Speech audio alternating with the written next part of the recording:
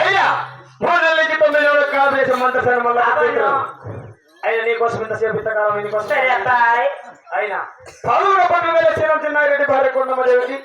పాల నొప్పులు మొదలైనాయి కాలం చేసి మేము పిలిచినామమ్మయ్యా నువ్వు దూరంగా ఉండవు నువ్వు దూరంగా ఉంటే నాకు మంచిది నీకు మంచిదే గంటకు ముందు ఎత్తుకోండి అమ్మ ఇప్పుడున్న కాలు చేయని నువ్వేనా రా చెప్తా మా మేనమా విన్నాక మైకుతా ఒక బాధ విన్నాక కామెడీ లేదు నా సార్ అంతా తాగుతుంది ఇప్పుడు మటుకు కామెడీ పెడితే